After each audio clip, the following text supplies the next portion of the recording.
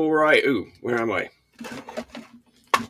All right. Good morning, everybody, and welcome to another episode of Urfspace Live, the Saturday morning drawing show with me, your host, Chuck Whelan.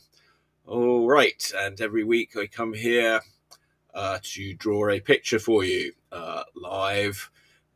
Without, well, I won't say without any pencil or underdrawing. This week I've done a very light little undersketch here, but mostly with none. It depends how complicated I'm trying to get. This week I've got a kind of a complicated one that I'm going to attempt for your amusement. I think I'm going to have to just sort of start getting on with it right away. So without further ado, we'll Wait. I think we have some announcements, though. Oh, we have announcements? We're doing something pretty fun next week. Oh, yeah. Okay. All right. Yes. Okay. All right. Well, with some further ado, next week it's Fan Expo San Francisco. That happens at Moscone Center West. That's the biggest comic convention show that we have in San Francisco now. I'll have a booth up there in Artist Alley, assisted by my producer here. We'll be there all day Saturday and Sunday. Also Friday night, if you've got a 3-day ticket, there's a sort of Friday preview night. So the Urfspace booth will be there then, and we will have all of our latest Urfspace wares, including Astro Kitty and Urfspace. That will be our new book for this show, following the successful Kickstarter earlier this year. And yeah, we'll have Urfspace Heroes, Urfspace Beyond, Urfspace Cartoons of the Future, 5 Pupil books, Trolling the Dice, How I Grew Up, the book my grandmother wrote, and of course The Star and the Space Princess by Robert L. McCarthy. If we sell a few more of those, I might produce his sequel that he's currently working on. And of course the Future Sounds of Urfspace album. The new album is digital only, but you can download it now at Spotify or Pandora or wherever music's sold, or you can get yourself your own copy at planetearth.com. So, Fan Expo, they'll have a lot of good celebrity guests there. I'm not quite sure who's there. Gillian Anderson's there. Christopher Lloyd is there. Probably lots of people I've never heard of, but you know better than I do, will be there. I'll be there. I'll pull up a little website of Fan Expo real quick. Yes. Sour Cherry Comics will be there. Thank you to the people who came out last week to my workshop at Sour Cherry Comics last Sunday. That was very well and went very well. Thanks to them for hosting that. All right. Any more announcements, or is that it? I think that was mostly it. That was mostly it. Well, we'll remind you again about that. Maybe we'll put a ticker up to say Fan Expo. All right. Okay. Here's some pictures of Fan Expo. Ticket types and pricing. All right. Yeah, you have to get a ticket.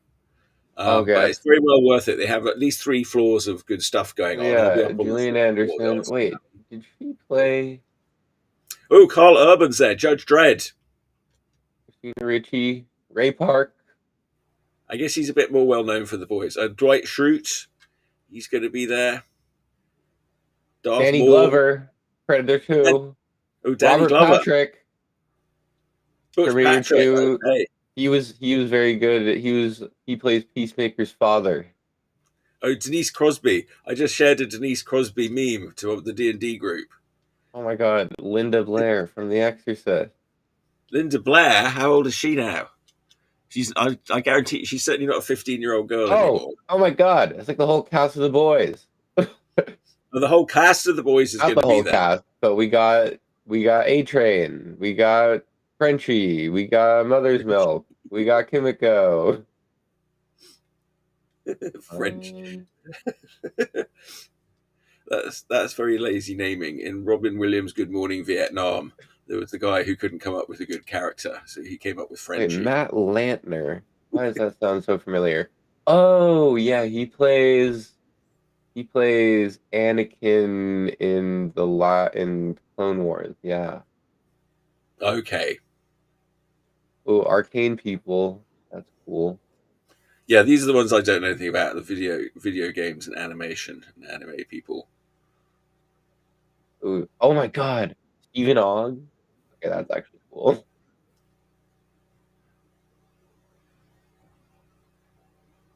All right. Well, yes, Fan Expo will be very fun. Join us next weekend for Thanksgiving. Yes, and I'll be there also in my capacity as member of the National Cartoonist Society and the San Francisco Cartoon Art Museum.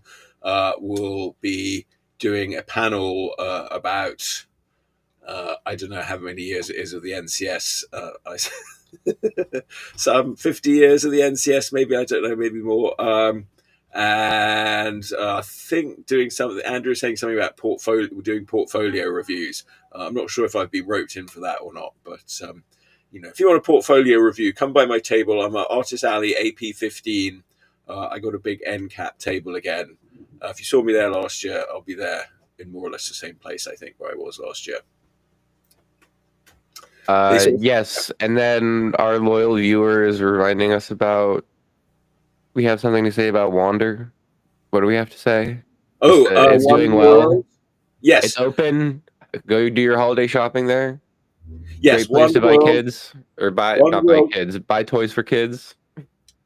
Yes, Wanda World, spelled WOANDER, Wanda World, the Wanda store, wandaworld.com. They have a store in Mill Valley. It's a game and toy shop, mostly games. They've got everything from Dungeons and Dragons to my board game Legitimacy. That's probably the only place you can go and find Legitimacy in retail, but apparently it's selling a few copies and people are coming in and saying how much they enjoy it. So go and get your copy of Legitimacy there. I'll have a few, of course, at Fan Expo. What else do they have? They've got role playing games, board games for all ages, all the family. A few things like sort of Legos, Magic the Gathering cards, Whizbit. What are they called? Whizbits, Wiglets. Wiglets. Wiglets, they're the hot selling item there. Go and do your holiday game and toy shopping there at the Wanda store. I've been doing a lot of work with them on their immersive interactive experience with puppets. That they were running some shows this summer, and they'll be running more shows next summer. So get in there on the ground floor of the Wanda store in beautiful Mill Valley, and you can go for a nice light coffee and a meal at the depot across the way. There, right in the heart of central downtown Mill Valley. All right. Any more announcements? I don't know what's happened to Dale. He sort of drops off the radar lately. I think he's off. He's having a retail binge. The thing is, he shut himself away from the world for 2 years during the pandemic. He's only just decided it's over, and now I think he's going out and doing shopping the whole time. But I know, Dale, if you're around, you're tuning in, you want to come and join us, come and join us. Dale, if you're tuning in, go do some shopping at Wander. Yeah, do your shopping at Wonder. You keep saying you're going to go there, but so far you haven't. All right, is it time to bring up the drawing big? Yeah, the drawing without drinking. Yeah, it's not a drink and draw. It's just a draw. All right, yeah, I'm just doing it. I am doing a little quick pre-sketching here because I'm going to do a complicated trio drawing of Astro Kitty and the band, based on a popular Pepsi marketing campaign that they did some years ago that featured Beyonce and Pink and Britney Spears as gladiators in the gladiator arena. So I'm going to attempt to now draw that Astro Kitty style. Should I use my dip pen? Wait, I don't know. Uh-oh. I've got my pens brought in. Well, I've lost my ink pot now. I probably left it in the other room. Uh-oh. Well, all right. I guess I won't use my dip pens then. Fine. I haven't been using them so much lately. All right. So without further ado, I guess I'll sort of get on with some of that.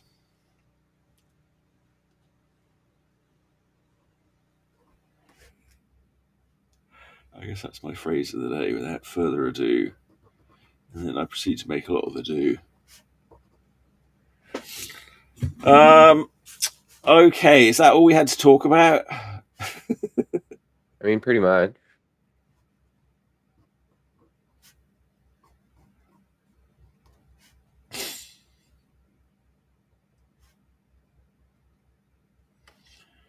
Okay, well then.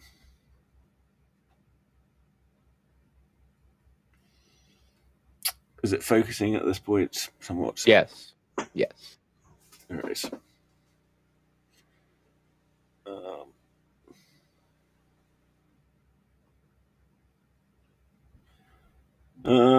Well, any interesting movies and TV shows anybody seen?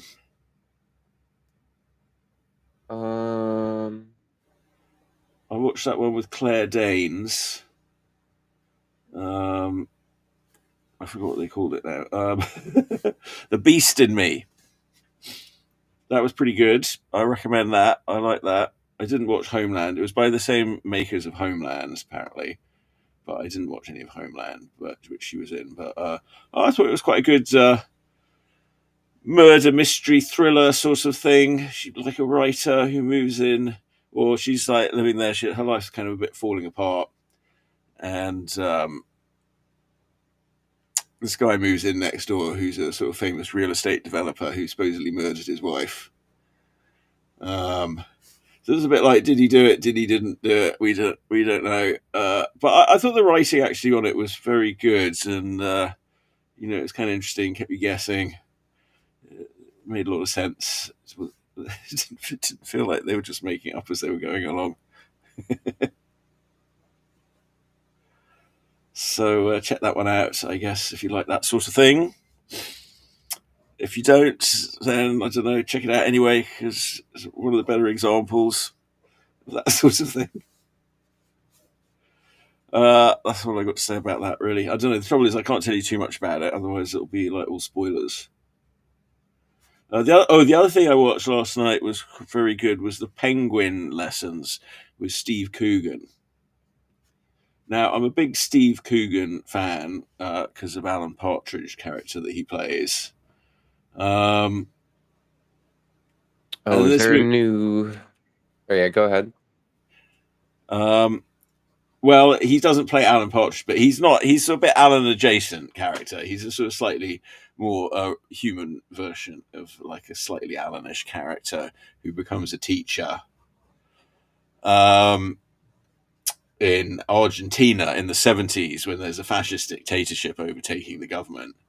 But he takes a little side trip to Uruguay and ends up adopting a penguin, which for one reason or other he ends up having to sort of bring back to the school. It's a nice little story about adopting a penguin and also about resisting fascist dictatorships, or more about how difficult it is to resist a fascist dictatorship. So, if you're interested in that sort of thing, which I don't know why you might be at this time of these times, but also quite how nasty they can be, and why it's quite difficult to do anything about them. So yeah, check that one out for sure as well.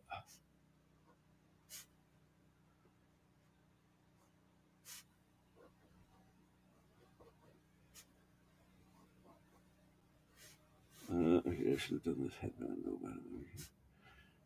Some little adjustment-y things. So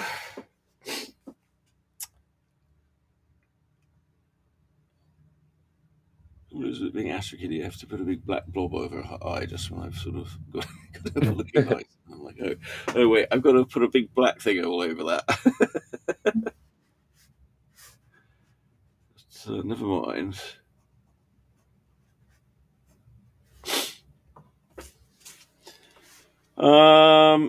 So yeah, Penguin Lessons. That's all Netflix. I don't know. I nearly cancelled my Netflix membership though after the ending of Wayward with Toni Collette. Now, I'm not got anything against Toni Collette in particular, and actually, I thought she was kind of quite good as a villain, and most of it was quite good. But it had the most annoying ending of anything ever. And I'm normally quite tolerant. I'm normally the guy that likes the endings that other people hate. This was the worst ending of anything I've ever seen, ever, by far. Sorry.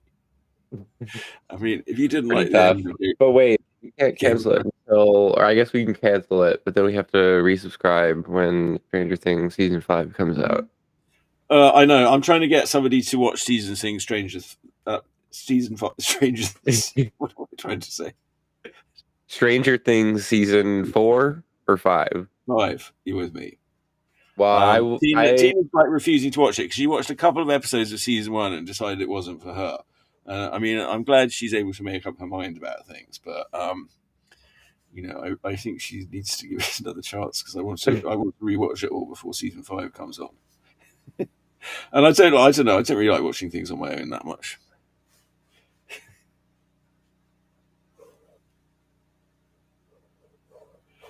But she likes to watch it. I mean, she watches things on her own all the time, but it's all things absolutely dreadful for us.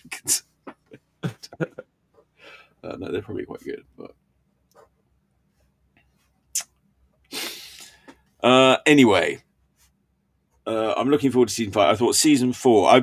I'd say I've been a bit on the fence of Stranger Things with seasons 1 till 3 because I'm like, okay, are they going somewhere? It's sort of okay, but I don't really know if they're actually going anywhere with all of this. But I felt like in season 5 they really went somewhere with it. And this is a crazy bra that she's wearing. Oh my goodness, I don't know about this. Sorry, this will make it up a mess, I think. What the heck? Doesn't really make any sense. Really ought to require quite a lot of concentration. Anyway, I thought season 4 of Stranger Things was absolutely banger, as the kids would say in the somewhere where I wasn't a kid. People still say that, I think.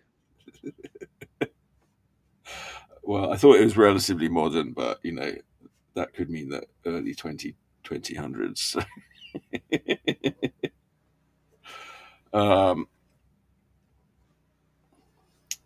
So yeah, I thought that was they did a bang up job, as we might have said when I was young. Wait, no, isn't bang up job bad? No, that's a good job. Okay. You did a bang up job. Although I admit it does sound like it might be a bad job. A bad job. I don't know. What would you say? Well, it's a very old thing to say. They made a pig's ear of it.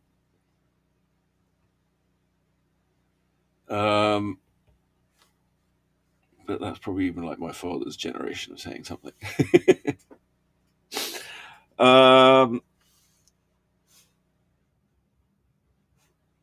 Yeah, no, a bang up job's a good job.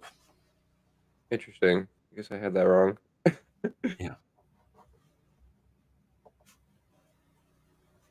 But I understand your reasoning there because it sounds like it wouldn't be a good job. Yeah, I can't explain that one.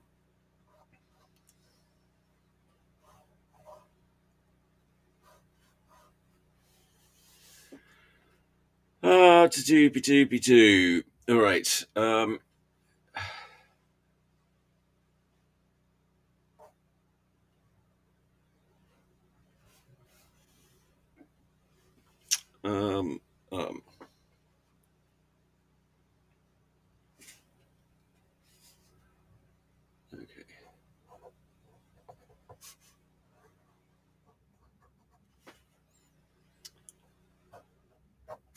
Wait, what were we talking about? Bang up jobs. Bang up jobs.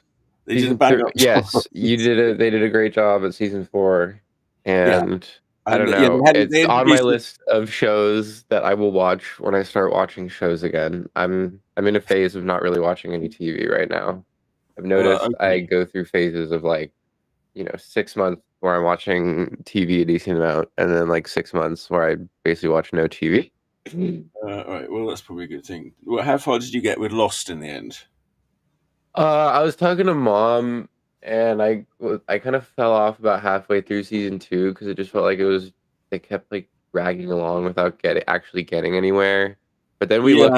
we looked up online, and apparently that's like a very common opinion. But people say it like gets a lot better after the drag for like season two and season three. So I guess I'm gonna stick with it for a bit longer.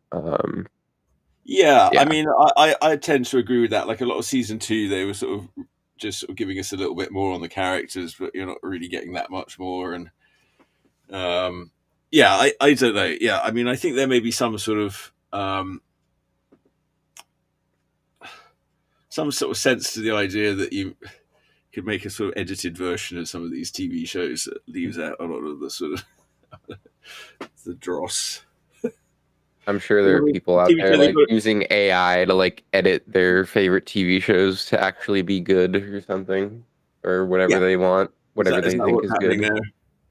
I'm sure someone is doing it out there, Yeah. and then I'm Um, sure they'll figure out how to turn that into a marketable product. That sounds like something that would be popular. yeah, seems like a good idea. But I think the issue might be that uh, the big corporations finally realize that they actually maybe don't like the idea of AI stealing all their intellectual property, and now there's a bunch of legal processes happening, and it looks like the precedent might be set that you know you can't use a lot of big properties in AI, which will make it a lot less appealing, I think, for Yeah. people. Okay. Yeah. So the Disney case. I mean, yeah. Well, look, the only reason we have the copyright law we do is because of Disney sort of pursuing their interests. Yeah, yeah. So you know, like otherwise, like basically individuals, you don't have any much of a recourse a lot of the time. I'm sorry Yeah, to it's like say. say what you will about the mouse, but he has given us our protections. They're not really giving us any protection. They've given themselves protection. You know, that's what I'm But saying. what about copyright law? Well, okay, yeah, sure. You know, if you can hire a lawyer I and mean, you were pay a literally lawyer, just saying like modern lawyers are like copyright law is lo- from Disney. lawyers in San Francisco are like upwards of $500 an hour. So you know, you want to hire a lawyer to defend you for like how many Well, hundred that's more of an thousand? indictment of the legal system Yeah, than anything yeah. I Disney mean, does.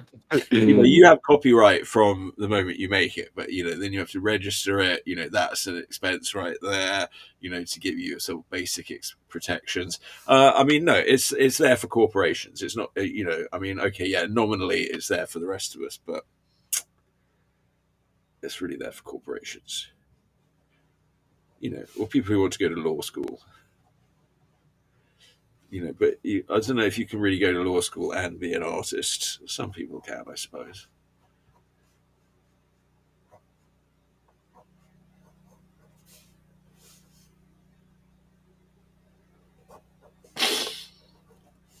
No, I've known of various lawyers who become cartoonists. It's not unheard of. Lying and cartooning. I mean, lawyer's just another form of art. It's the art of word manipulation, magic, the perversion of the magic. Into magic is using the arts to convey thoughts and ideas and feelings, and the law is like binding people's wills. So they're definitely related words. Spelling. You make a spell, and you use that spell to somehow manipulate or control future outcomes or the behaviors of other people using your grammar or a grimoire. Same word. Grammar? A grimoire comes from grammar. They're the same word basically. So yeah, there's a lot to be, I mean, Alan Moore is, but yeah, it's very literally that's what it is. That's what magic is. It's art, the art, and he would say that the bard, he would put a satire on you, and then people would be laughing at you for generations to come. The bard puts. So people would be quite scared of that.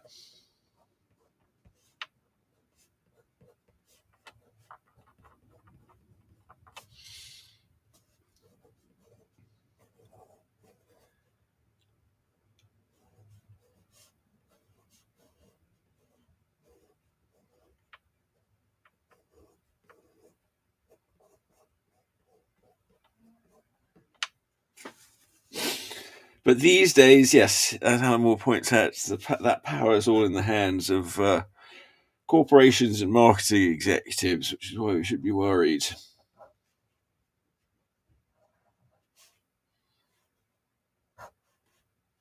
Using it to make everybody think the same thing at the same time.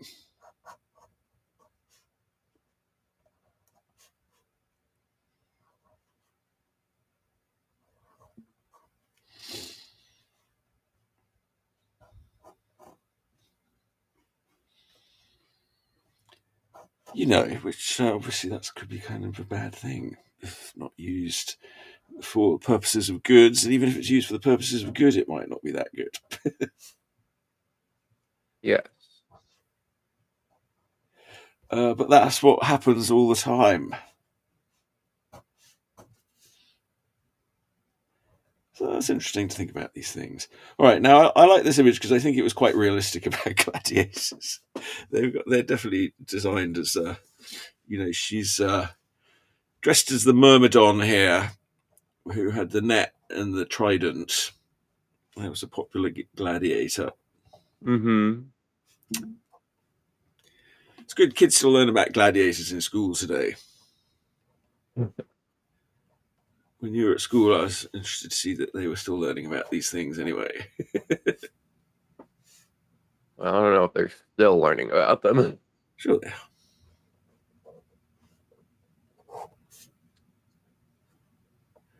Even if you weren't actually learning Latin anymore. At school, we still actually learn Latin.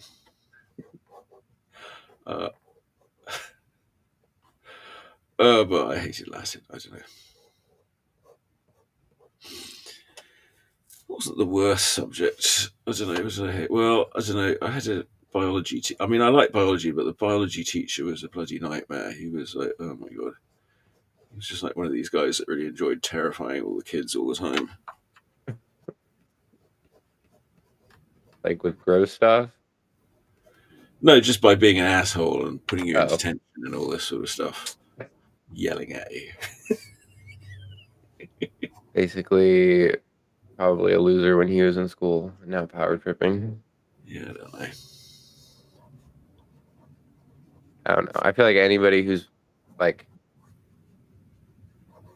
if you're really exerting your power over kids like that for no reason, like, putting them in line is one thing, but doing it for no reason is always just weird. I think he just enjoyed it. Yeah, which is weird. Yeah.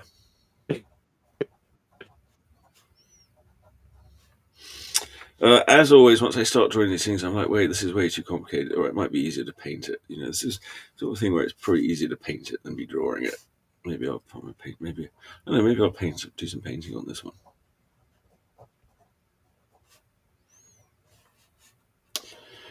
As soon as you've got sort of like complicated pattern like that, I don't know. It'd be easier to do the dark underneath and then paint the white on top. To be honest,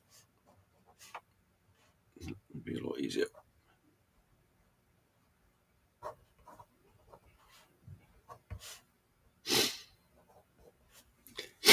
All right. Okay. Trident here. I'm going to make this a little narrower for my purposes.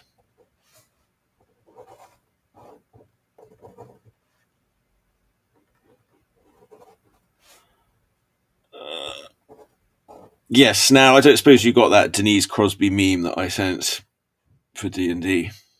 I did not understand it. So Denise Crosby was a popular character in season 1 of Star Trek: The Next Generation called Lieutenant Tasha Yar. She was like a sort of blonde-haired security officer or whatever. And for various reasons that I'm not entirely sure of at this point, they decided that she needed to be axed from the show towards the end of season 1. So, despite having some sort of 5 numerous obstacles, like all of a sudden she was overcome and killed by this sort of small puddle of black goo that they happened to pass by while walking from one place to another for some other reason. So the meme was Gary Gygax rolling a 1, and the character was dead for no apparent reason. But all right, it helps if you are sort of there and watching season 1 of Star Trek: The Next Generation. I don't know what to tell you. All right, well, you should have watched by now. I mean, Christ's sake, you're in your 20s. You should have watched Star Trek: The Next Generation at this point. The hell. But all right, it's just a sort of long-running joke amongst the fans of Star Trek: The Next Generation.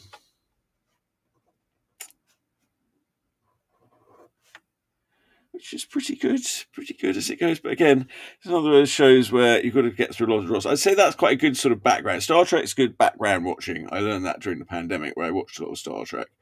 But I watched a lot of Star Trek and Doctor Who, and I realised that actually Star Trek is a lot more easier to watch in the background than most shows because they really sort of explain what's going on very well.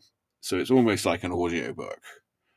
And you just need to sort of look up once in a while to sort of see who's the villain of the week or who's the girl of the week, or the monster of the week. Mm-hmm. And then you don't really need to be very 100% focused on it. Whereas Doctor Who, I mean, partly I think it's more probably to do with sort of budgets and just more complex stories though as well that they do, and probably trying to make more of an effort to actually make the use of the visual medium. You kind of do need to be watching it a bit more, but obviously being with the effects being as bad as they usually are, there's a problem with watching Doctor Who, but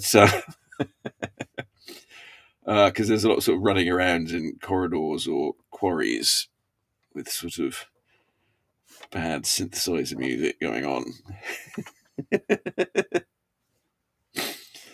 But that's dear old Doctor Who for you. Whereas Star Trek, yeah, it's a little more polished. But I know people say, oh, it's low budget. I suppose it is. I don't know. Compared to Doctor Who, it doesn't look like it's low budget, but I guess it is. But this is usually pretty slick, I would say, Star Trek.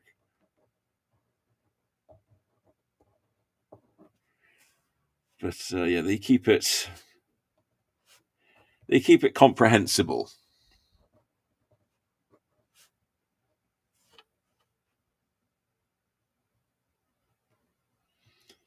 So yeah, quite good sort of have in the background when you're painting miniatures or something like that.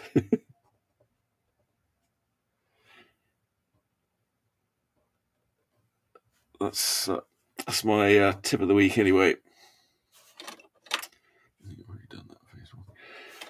Oh dear, oh dear.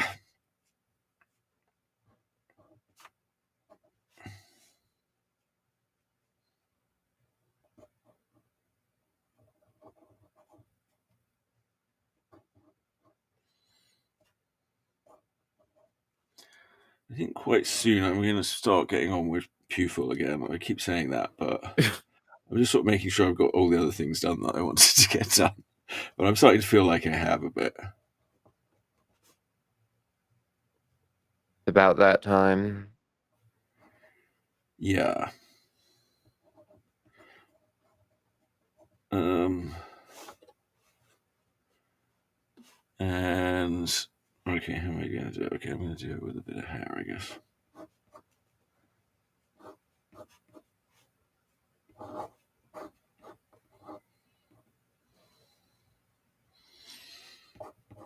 Now, what's going on with Britney Spears these days? I always liked Britney Spears. I thought she was very hard done by her and Pamela Anderson. I mean, I saw that Pamela Anderson movie that she did recently. It was very good. She was like, oh, definitely proving that she had some acting chops there.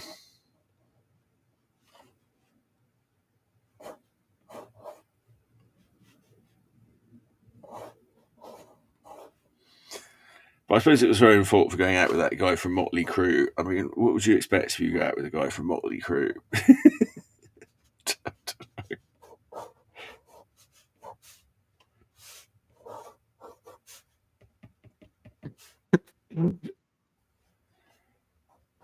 Not a fan of Motley Crue. Well, I can't say I couldn't really stand to listen to them for very long. I mean, but it's not really that. I don't judge that. But I know people like it. It's cool, fine. But it's not like, oh, he's a nice guy to take home to your mother or anything. He's the sort of guy who's going to make a sex tape of you and put it all around the internet.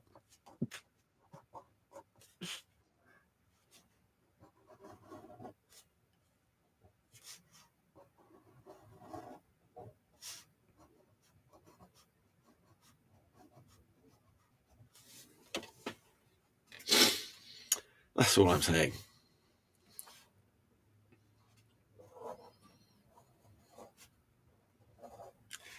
But I don't know. Women are endlessly fascinated with guys like that. I don't know. I guess, there's one born every minute. One born every minute. Yeah, that's exactly how he would say it. My friend Keith. One born every minute, Charlie.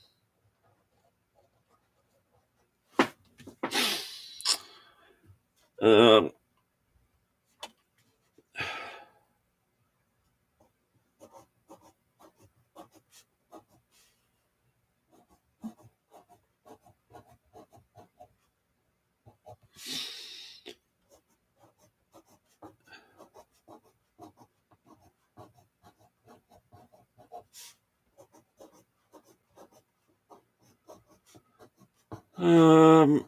yeah, I've got some piece that I'm doing for Goodman Games as like cover for the next year's DCC Day giveaway module. Should be quite fun. Do a good job on that one. Been doing some maps for them. What's up? Do we have any comments in the chat here? No, not yet. Okay. I guess it's showing me that there is, but that was probably one that we had before. Yes, that was our loyal viewer reminding us to talk about Wander. Thank you, loyal viewer.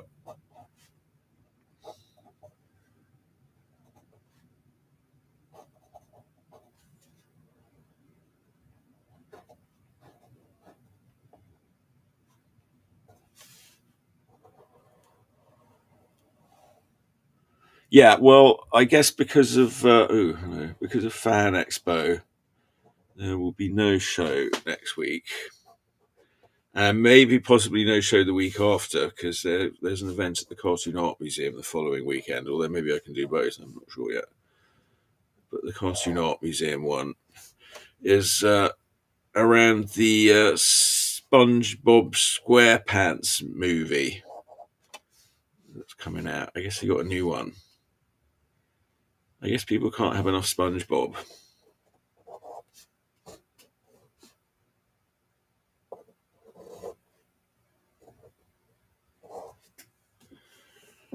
All right. I'm going to add a little more shading to those in a bit, but we'll stay with that for now. All right, now I've got to do Henrietta Queen over here. I didn't do much underdrawing on this one yet. Actually, I did a bit short. Normally, I like Henrietta Queen to be a bit taller.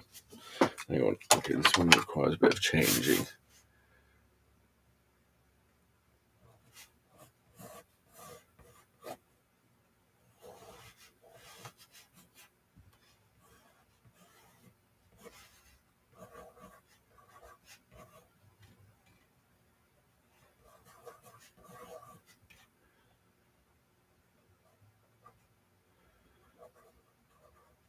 All right.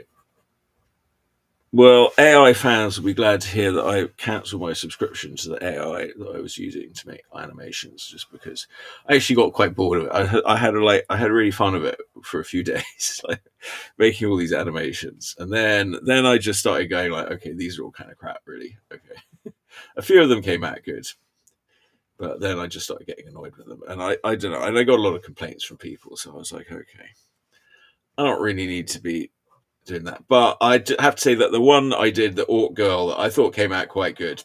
And I put that on TikTok and I got a lot of complaints. But it got over 30,000 views last I checked, which was basically 30 times more than I normally get. So I was a bit conflicted. I mean, like all you TikTokers were there going like, "Oh well, shouldn't use AI," but at the same time, you were giving me masses and masses of views. So, what is one supposed to do? I ask you. What You're learning about the fact that you can sell out your morals for internet views.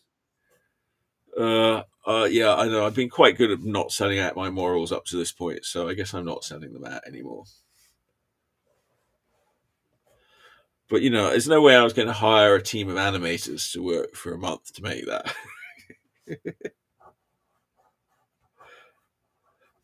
But all right, I guess it sort of makes sense though, because I'm working on my own for a day, and I can make one of those. And so if I get 30,000 times as many views, then actually the math works out, doesn't it? Because that's replaced myself working for 30 days.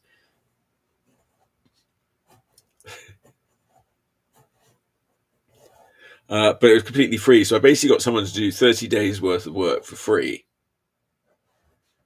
So again, I think Elon Musk might be right when he says that we're not going to have jobs in the future. I mean, that was always the point. But I don't know. There's this thing where people always want jobs because of dignity.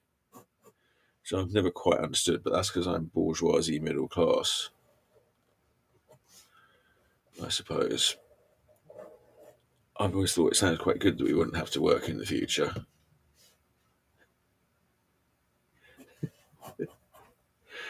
But we'll all be at the service of the person who owns the robot factory. I suppose that's the fact of it.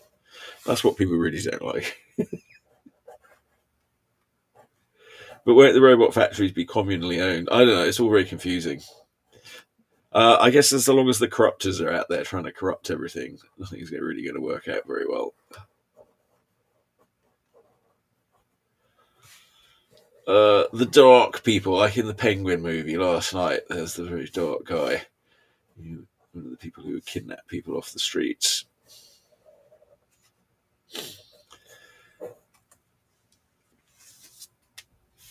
Bundling people into vans.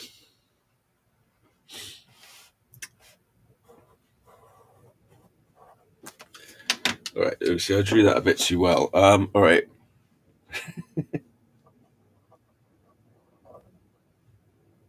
See, the thing is about okay, here's the thing. Either you're going to do work really hard and do a very perfect pencil drawing, and then very slowly and carefully ink it, or don't bother at all, because otherwise you sort of end up with somewhere in the middle, which is probably not as good.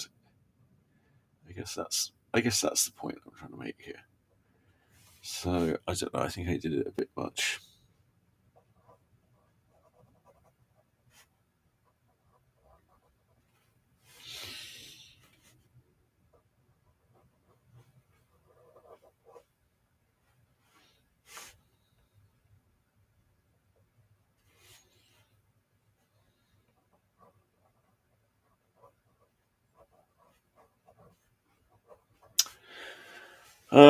Well, I've been reading a good Judge Dredd story this week.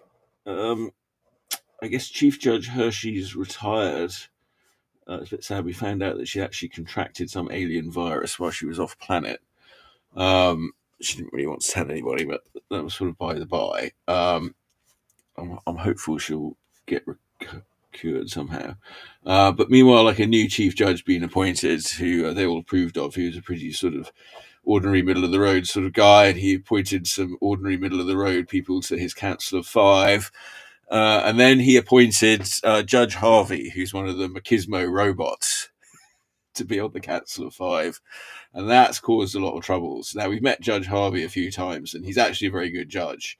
And he's way more sort of compassionate and effective than regular judges. But Judge Dredd is dead set against robots judges, and even more set against Judge Harvey being on the Council of Five. And obviously, there's lots of people who are very upset about a robot being on the Council of Five. So it's a good story because, he's quite a likable character, Judge Harvey. What you're just making me think of is like I remember making some jokes with my friends about how like the boy like shows like The Boys and like South Park, it's like they're literally like banging their heads against the wall because reality right now is just like more entertaining than what they're actually coming up with. Like the other day, I think we talked about this on the show once, but I'll bring it up again. Like I think it was in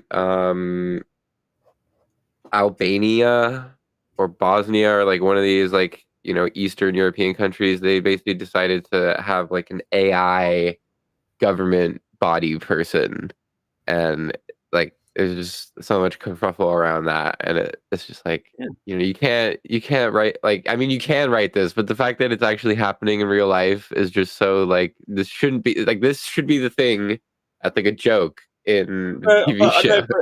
Actually, AI is probably going to be a way better. I mean, I've got my GovBot cartoon. It's always been destined to be way better at governing us than anything else because it's sort of dispassionate and it will make the decisions based on all the data. Okay, but remember when we talked about how whenever it comes to hard decisions, AI is actually not very good?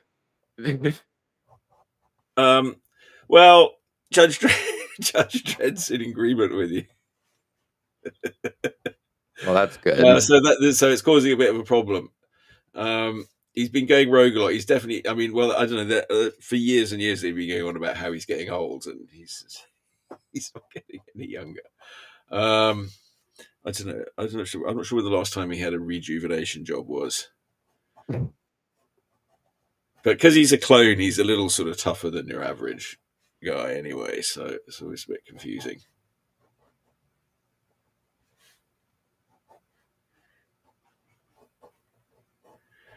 But yeah. Like Judge Dredd actually took Judge Harvey on his rookie test a while ago, and he failed him, even though Judge Harvey performed exemplarily. But Judge Harvey doesn't seem to hold a grudge. But there have been problems with the Machismos. The earlier models of the Machismos were very problematic. Machismo? Yeah, the Machismos.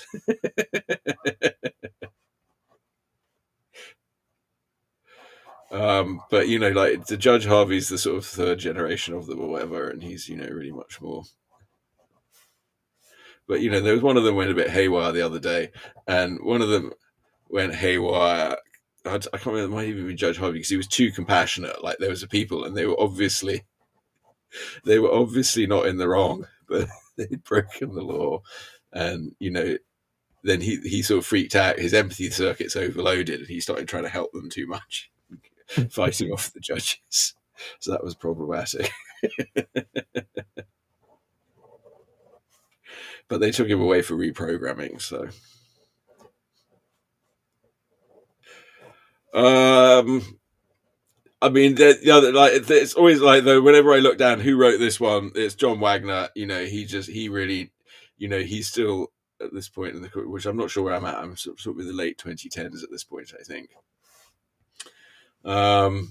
He's still writing the real banger stories.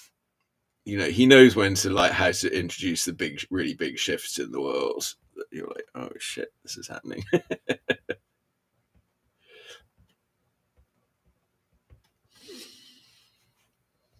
Yeah, I mean, I wish I could make a comment on that, but I guess I don't know much about that.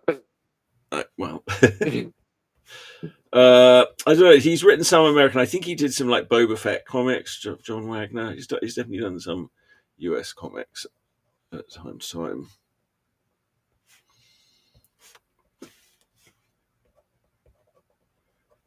He's just been working in comics as his job as a writer for a very long time. He was one of the original creators on 2000 AD in the late 70s. But, let's not forget, it wouldn't have existed if it wasn't for Star Wars. It was the popularity of Star Wars that made them go like, oh, we need to make a science fiction comic. Mm-hmm.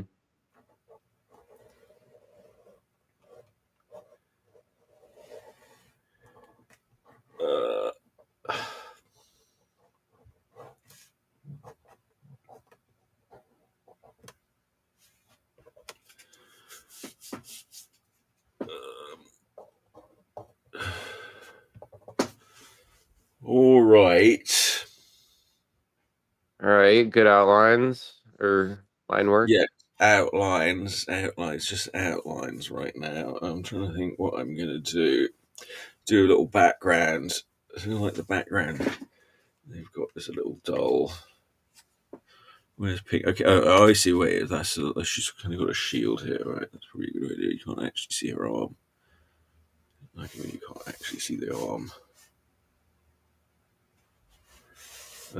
This is where you need like a little. Oh, I could use this. Here we go. But that would be that's too big.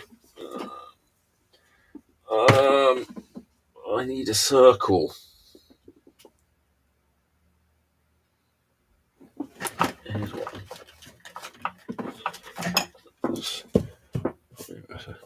Small. Too small, somewhere in between. Well, there's not actually a lot of difference between that. Okay, so alright, no. The problem is if it's not the right size circle, it's just not the right size circle. Here we go. No, maybe this one is fine. No, it needs to be bigger. Gosh darn it. I thought, any size circle will be fine, but now I'm very much like, I need the right size circle. Is that a bit bigger? That's exactly the same. What else have we got here? High gloss varnish. Ooh, that seems to be about right. And then there's a bit small. Okay. I can't see in the middle of it. What if I do it like this? Okay. Wait, hold it up right. That'll be nice.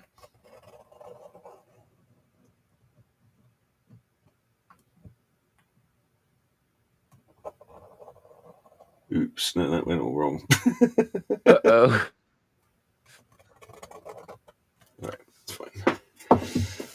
It's fine. It's going to be sort of black in there anyway. I won't worry about it too much. And there's always white text.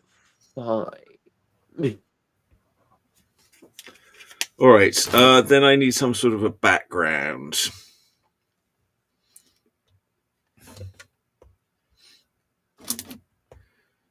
What do we think?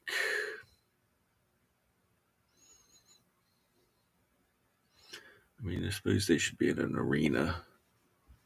I don't know if I have anything like that. To the arena.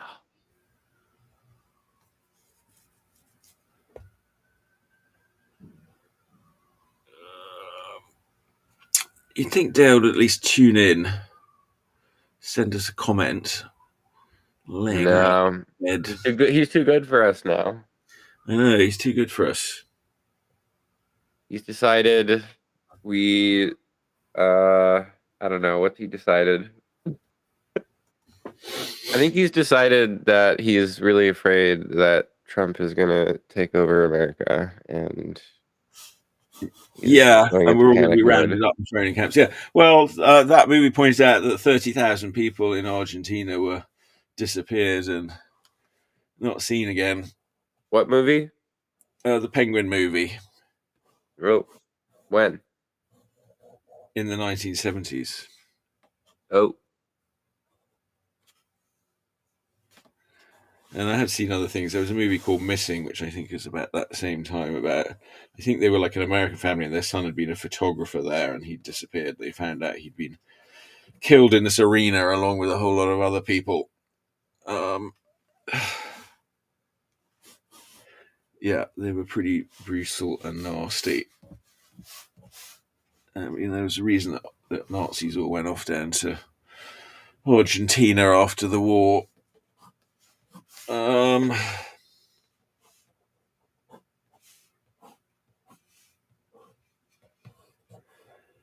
Yeah, it's not good when Nazis take over. Wait, what? You think with all of the... Yeah, why are humans like that? It's like you spend 80 years having all of your media be depicting about how bad Nazis are, and you always got to beat up Nazis, but then they come back. It's like everyone's always obsessed with the counterculture.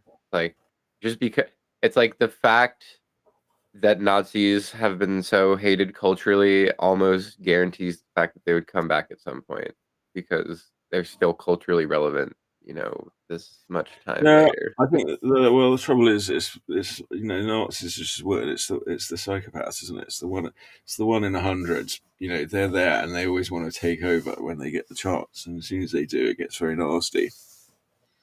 Yeah. I suppose you're correct. Yes, you need to be somewhere in the middle. But if you're in the middle, like Keir Starmer, who's in charge in Britain, everybody hates you. I don't know why they hate him so much. I mean, he seems like he's doing a good job governing from the middle. The people on the left hate him. The people on the right hate him. Everybody hates him. You can't get a break. But actually, I think he's sort of getting on with doing quite a good job in the meantime. But I seem to be the only one that thinks that. So. And I guess I don't live there, so I don't know. But what I like about Keir Starmer is that he's the person that defended that couple. There was a couple in the 90s, and this was sort of big news in the 90s, amongst the sort of hippie countercultures, that this couple had gone around distributing anti-McDonald's pamphlets. And McDonald's sort of came down on them like a ton of bricks, as you'd probably expect McDonald's to do. But like in a really quite brutal way, and just trying to throw everything at them. And Keir Starmer was the one who defended them, pro bono. And he largely got them off. I mean, not completely off, but, I guess they sort of McDonald's ended up more or less sort of giving them a pass. Or like sort of minimal. I can't remember what the final outcome was, but he did a pretty good job. I just realised I don't have my bloody plate. All right, I'm going to use this stupid butcher tray thing that Dale told me to get. Said, it's all Dale's fault. It's all Dale's fault. Yeah, he said, you need a butcher tray. Yeah, that'll get him back on the show. I'm going to get a butcher tray, but then I got a butcher tray. Well, I probably shouldn't have ordered it online because that's trouble. You can't really tell how big things can be. But then now it's this sort of gigantic thing that's like 5 times the size I need it to be. But the trouble is I broke my plate. I guess this looks like it won't get broken easily. But it's like way too big. Butcher tray. I mean, I'm not a bloody butcher. See, again, I think it's all the cannibalism. That's the trouble with Dale. He's very obsessed with cannibalism. I think he might be a cannibal. Probably should be glad. Yeah, you keep saying.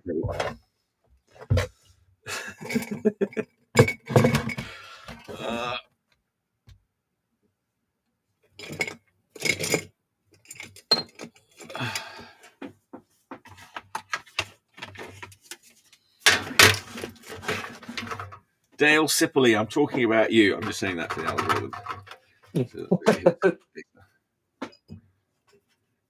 Dale Sipley. I'm talking about Dale Sipley. All right. No, he's been a good guy. He's helped me improve my art skills enormously. He'd be back. I mean, it's a bit my fault. I mean, I didn't remind him that we had a show today, but I thought, well, look, I've reminded him the last few weeks, and he said, I can't do it. So I figured it was up to him to remember this week if he's really interested. But I feel like maybe he's not that interested anymore. I mean, I understand. I don't really want to get out of bed on a Saturday morning either. No pain, no gain. Yeah, well, I feel like my sort of drawing skills have improved from doing this. I mean, considering when I first started doing it, I did a sort of live stream, like probably it was back in 2020. I mean, it's not like I only just sort of started drawing or anything, but it was very difficult. And I could hardly draw anything. And it took me a long time before I could even doing live streams before I even feel confident to like really even draw on a live stream.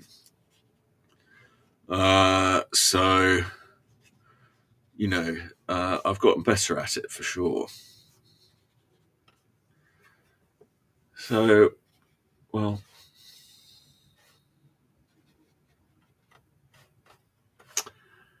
that's what I'm saying.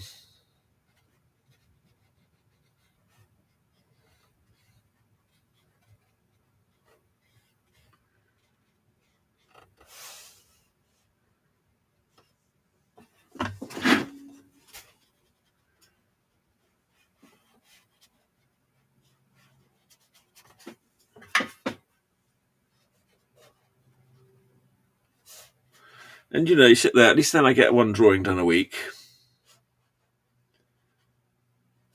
Give me something to post on the old social medias.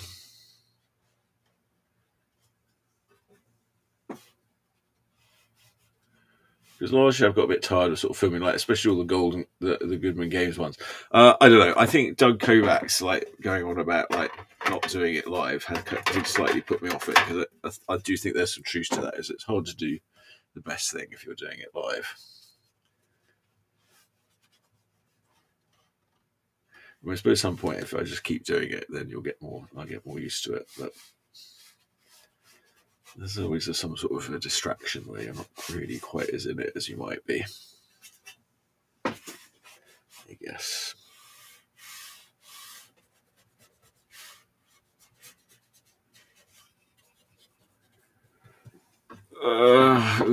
Dear oh dear, I've not been very well this week for one reason or another.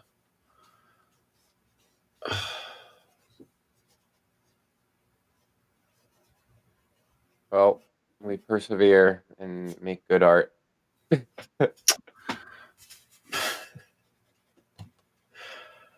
Yeah. Some hesitation there. If you can't laugh, what can you do?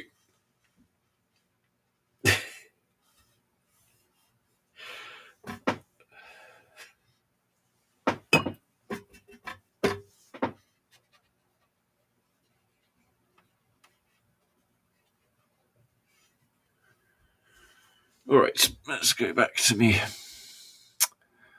I'll come back to that one. Generally, do the background first, less detail, more muted. Where did they go? No, I've lost my reference again. There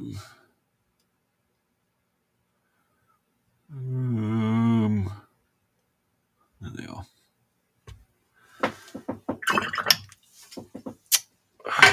Let's see that. I probably want a more little brush.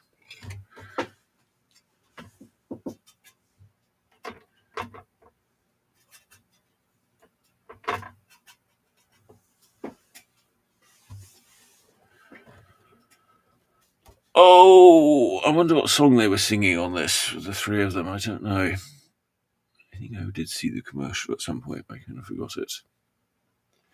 Like a Super Bowl commercial or something. Yeah, Britney Spears. Well, anyway, she's reclaimed her life now somewhat. Wait, say that again? Britney Spears, she somewhat reclaimed her life now. Oh, she has. Just Well, me. she was under this stewardship. Or Yeah, whatever I know about that. I didn't know that changed. Yeah, no, she broke it, and she's got her own. She's got control of her life again. Yeah, that was a while back, and over a couple of years. I don't know how long that's been. Now, I did her neck way too short, though. That's the problem. I don't know. Maybe it's not short. It's just the way it looks. But okay. I think if you shade it right, you can fix it. Yeah. It's more. Again, doing three figures is always harder than just doing one figure, because they kind of look in proportion to each other and stuff.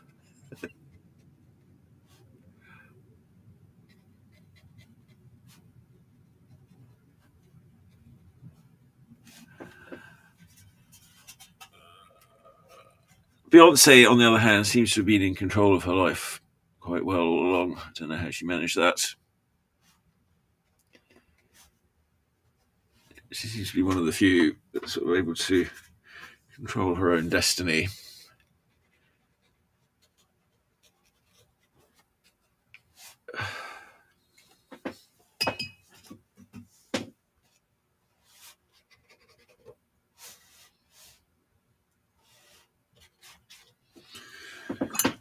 Oh, poor Brittany.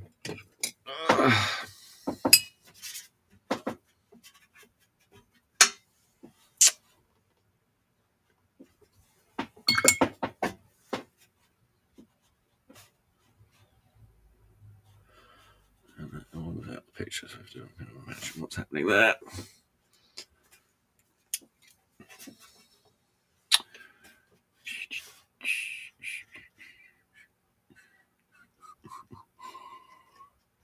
I didn't upload any music during the week. I forgot. I should have done that. Yes. But it's very hard to think about the show during the rest of the week when I'm not doing it. Because I'm like, I probably won't do it. But then Saturday comes around and I think, like, I probably should do it. And Tina says, yeah, you should do it. So then I do it. I think it's just because she wants to have the bed all to herself on Saturday morning. She can roll about. roll into hay. See, she likes that bit. I said, Young Frankenstein. That's what I imagine she's doing up there.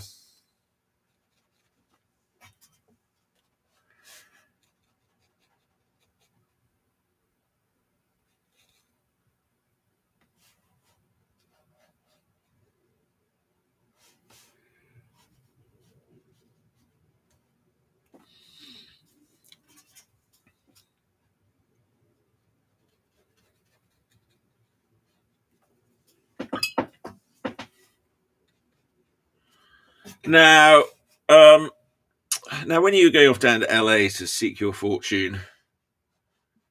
LA? Isn't that what young people are supposed to do? Go to LA, find fame and fortune. I think what young people do is, I mean, certain type of young person does that. I think the type of young person I am is going to try and find fame online. You know, make some product that you can sell online and make a bunch of money off that.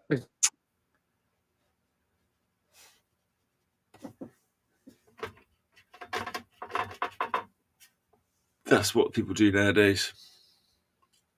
What some people do. It's what I would do if I was trying to get rich. Why don't you try and get rich? It's hard work. Yeah. Why don't you do any hard work? All right. Well, hopefully you'll be doing some more work with Wanda. Mm-hmm. Well, I'm working on my board game during this podcast, so hopefully. You're working. Okay. What about your board game? When's that coming out? Probably not for a while because it's a complicated one. But it's complicated. Maybe it'll change the world. Who knows? Probably not, but maybe it'll be a popular, complicated board game. How complicated is it? Probably like if that Star Wars game we played was like a 9 out of 10 complicated, and my game is probably like a 6 out of 10 complicated. Okay. When am I going to be able to play test it? Well, technically, we could play test it right now in Tabletop Simulator. I have a 2-player version, but it's really supposed to be a 4-player game. I need to make 2 more archetypes. But I just designed the leading champion of those archetypes, and I think they turned out pretty cool. So, what is the premise? Or is that secret? The premise is what if Magic the Gathering had a board? Okay. I thought the Magic the Gathering was what if D&D was played with without cards or with cards. I don't know. I think the premise of Magic the Gathering was like, how do we do D&D PvP? Because Well, all right. usually That D&D PvP sounds like a lot like Legitimacy. is a little bit Legitimacy like was legitimacy. Magic, A little bit like element legitimacy. card games and D&D games. It's not like the board doesn't have as many spaces as legitimacy. There's basically like a bunch of different locations that like give you different effects. And then there are like basically, the starter set would come with like a preset decks, but then it would also come, you'd be able to get like upgrades and like, change out your deck and upgrade it how you like with the cards that can go in the deck.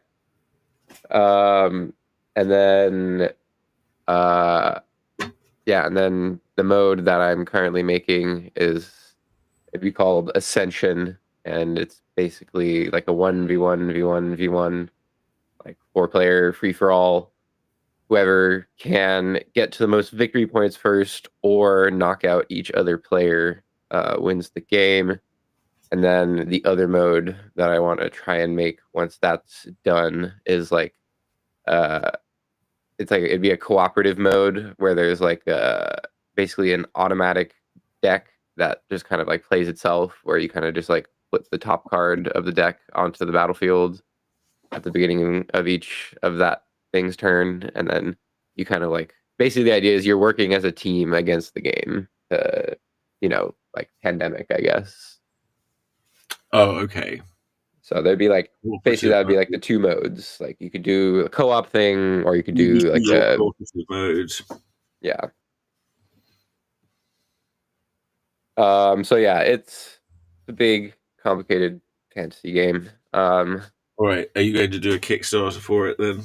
Yes. Once I'm done playtesting, I am actually going to do a Kickstarter for it. Ooh. Well, good luck with that. Now, there's a big Kickstarter going now for Heavy Metal magazine, releasing some old titles, which they look quite cool. I'm trying to resist the temptation because I've read them all before. My big issue, though, is that currently I'm just using a bunch of like art that I'm grabbing from the internet as like placeholder art. Yeah. But like, I'm gonna need a lot of art. Yeah. Okay. How are you going to do that? That's very expensive. Well, you'll have to budget it all out with an illustrator, I suppose. Mm-hmm. Or a series of illustrators. I mean, I made Legitimacy to be very low cost to make. Mm-hmm. Oh yeah, I mean, if this game were to actually release in physical form, definitely the starter set would be like some big expensive thing. Yeah, all right. But I'm hoping there could also be a draw to that. Like, oh wow, what's this big, complicated game? I think there's a lot of gamers who are interested in things like that.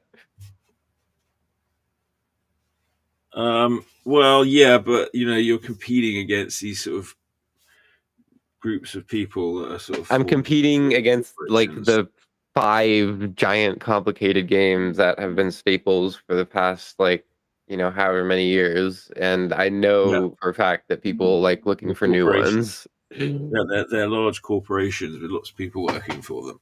Exactly. And hey, as long as maybe my thing will be just good enough so that they'll see it and like buy me out for competition or whatever. You never know.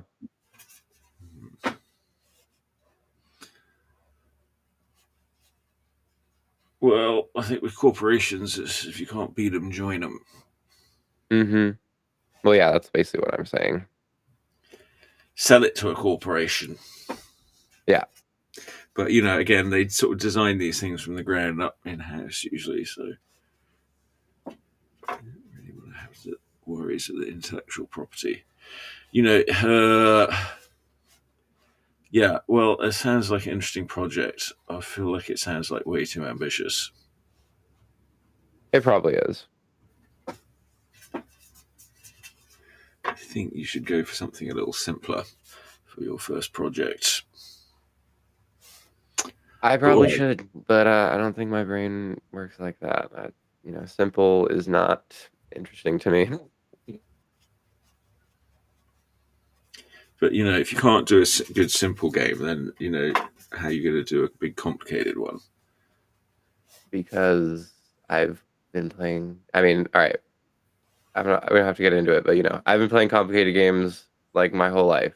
So as a player, I feel like I know what I want complicated games to be, and I think it would be interesting to be able to deliver that from a like fully like how do I design a game with like exactly what I want in mind. That's always what I've heard. Make what you want, and then other people will probably want it too.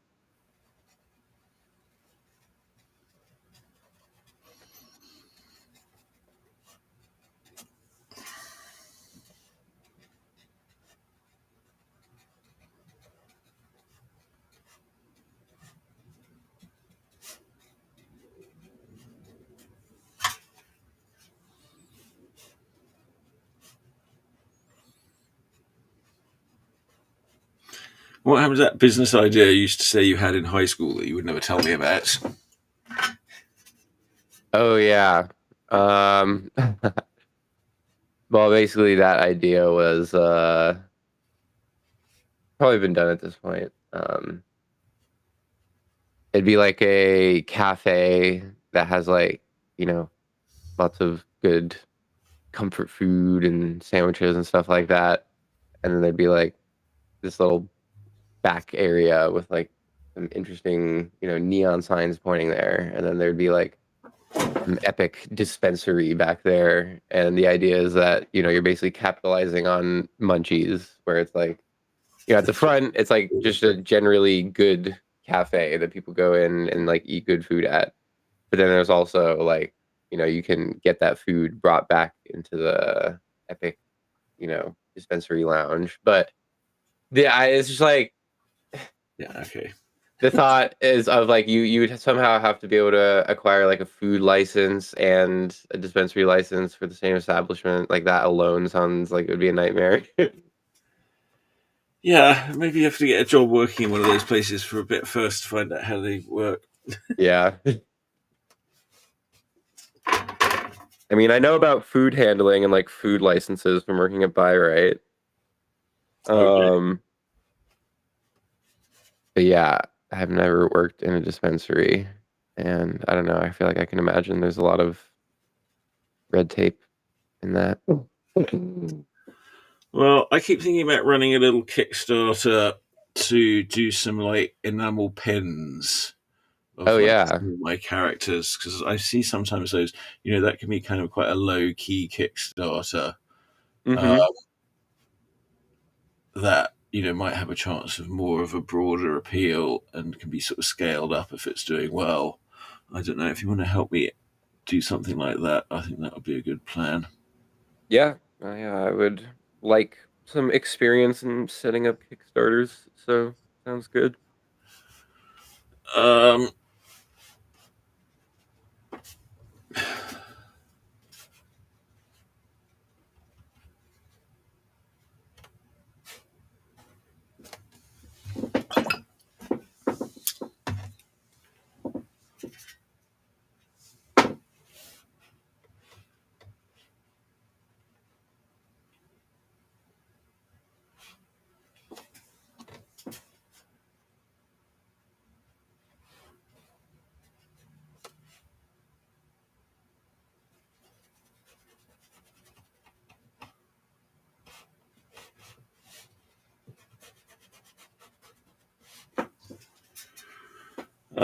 I don't know which designs would be good. Like, there's a few of them. I mean, there's my little Earth Dove of Peace, the Bacon Flag, Definitely the devil on a dice. the devil on the D20. Yeah, well, I mean, yeah, we should have a look through. I think the devil on the T20, I'd probably need to do a more vectory version of it. Yeah, maybe, I don't know. It's got quite a bit of highlights and stuff. I have it here on my wall. We need to do that. Yeah. Okay. Yeah. Oh, yeah. You have that on your wall. Mm-hmm. I like that one a lot.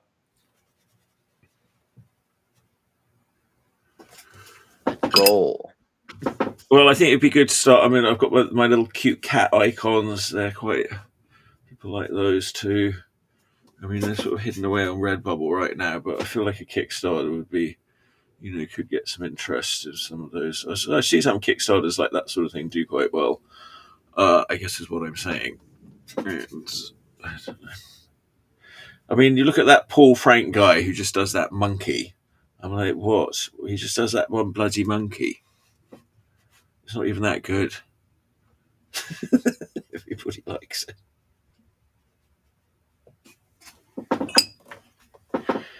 I don't understand any of that design stuff.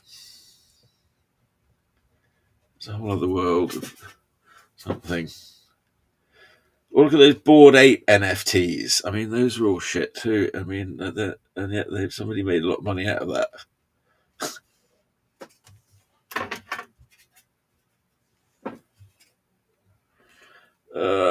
I don't know if people are still very glad they bought a Bored Ape NFT. They just probably forgot about it at this point. I guess it's just the moment. People like to be in the moment.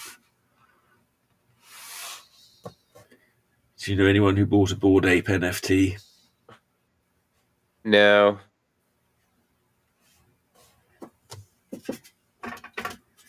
What's going on with NFTs? Can we make NFTs now? Is it cheap? Like when we had this thing from the National Cartoonist Society where they said, well, they're sort of expensive to mint them now, but eventually they'll be they'll be free to mint. I don't think they're free to mint yet, but I'm sort of curious about NFTs as well. I think some of my little drawings, they'd be good little NFTs. You get the art and the NFT, and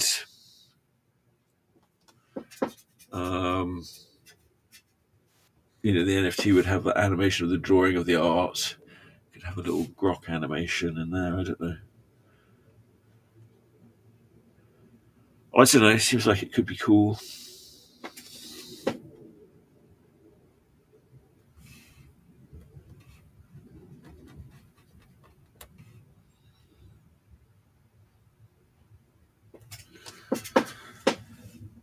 But what do I know?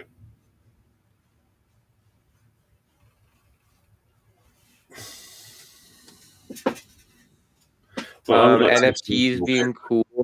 Yeah, I don't know. I don't know if they've quite reached, maybe when they're antiques or something, but I don't think they're cool yet. NFTs, antique NFTs. Yeah. How do they get antiquized? Because aren't they just sort of exactly the same? Well, no. They all have, that's the whole point, is that they're on the blockchain, and then there's like a specific reference for each of them. Okay. But something's actually, yeah, okay.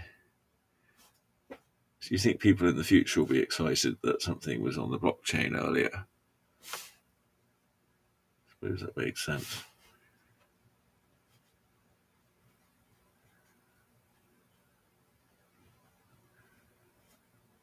It would be even more valuable if it was never on the blockchain. But how would you know it was valuable, I suppose? Because the computer isn't there to tell you that it's valuable.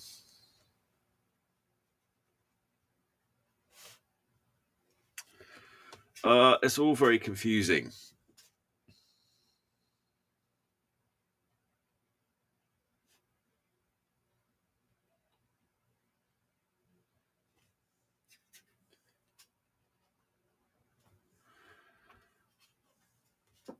Oh.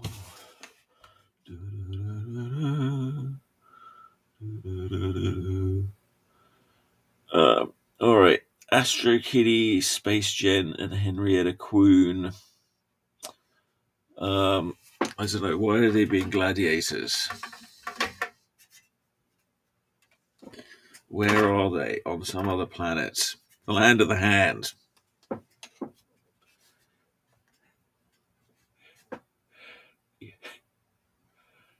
All the primitive worlds in Urfspace, the land of the hand. I feel like there's several different ones.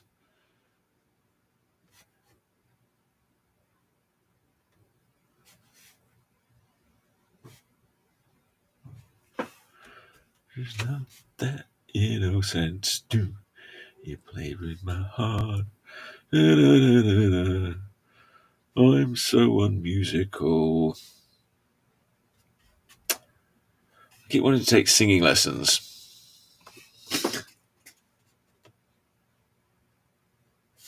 Really? Yeah. I'd like to be able to sing.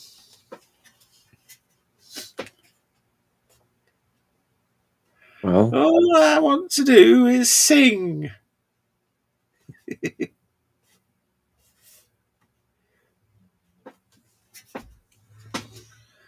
Oh, the curtains.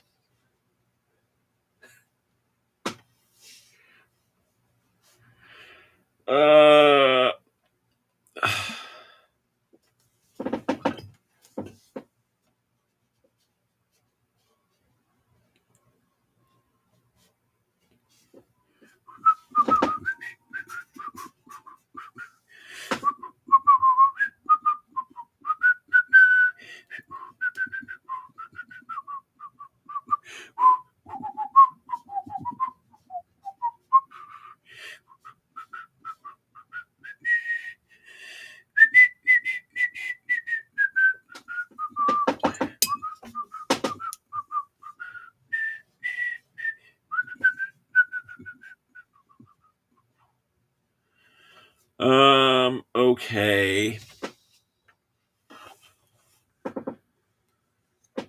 Now what?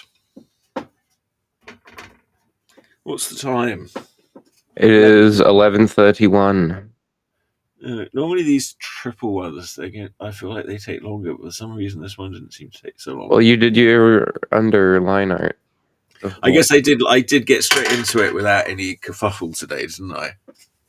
Yeah, we just had our little announcement, and then we got into it.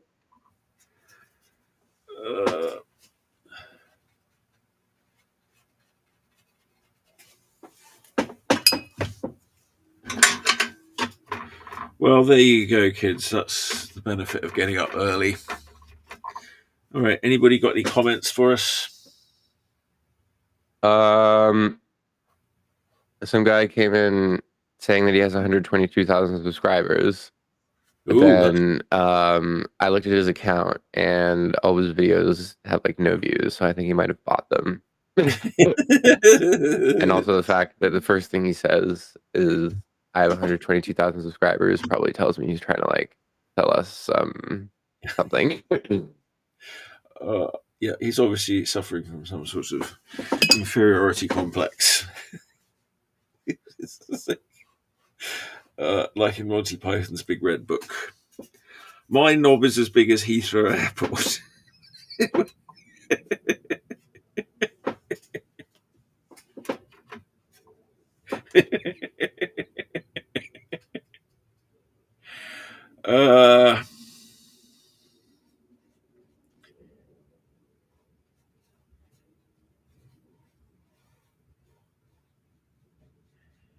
Tell us you're a scammer without telling us you're a scammer.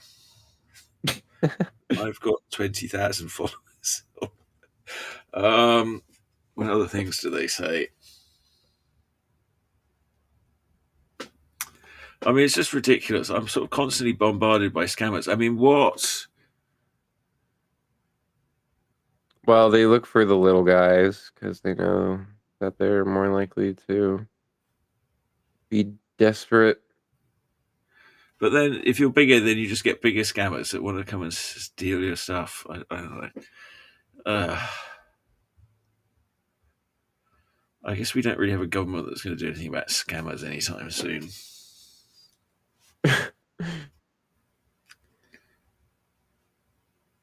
Unfortunately, I think the scammers somehow got into the government.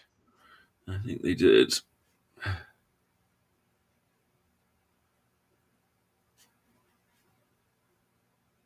The trouble is, people, when they've been scammed, they like to, they really will defend the scammers for a while until they realize that they're the ones getting screwed.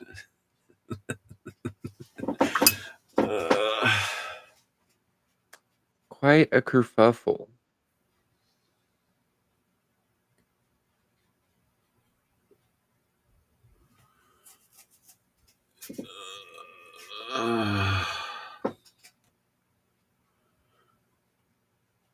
Don't call us Nazis.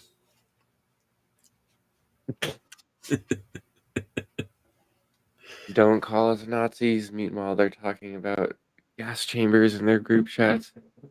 Yeah.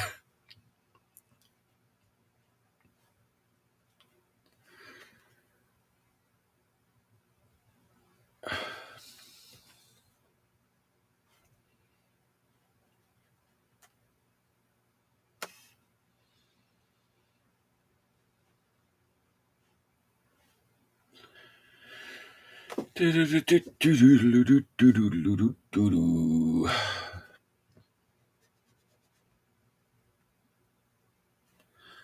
I'm singing Bibbidi Bobbidi Boo.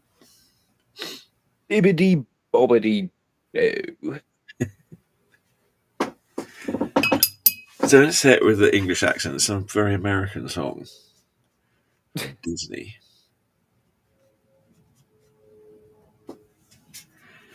I mean, Disney really has taken over the whole culture, hasn't it? Oh my god, everything's been so Disneyfied.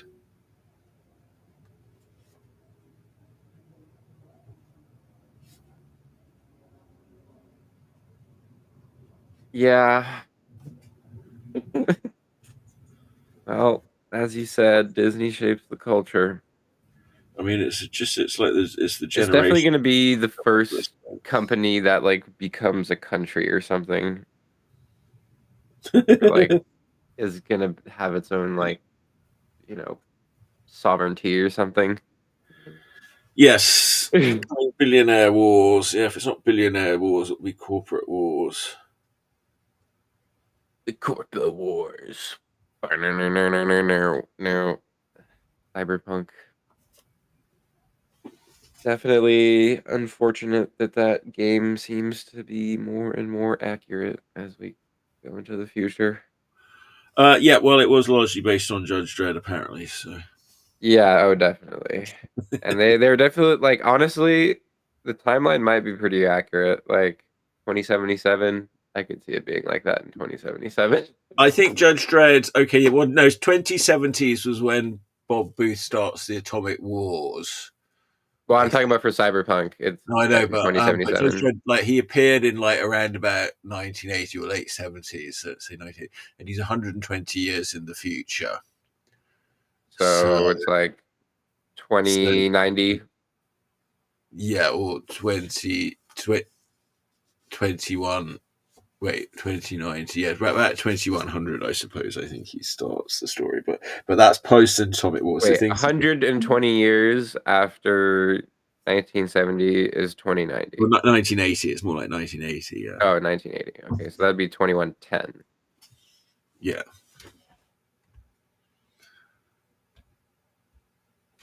Let's look it up.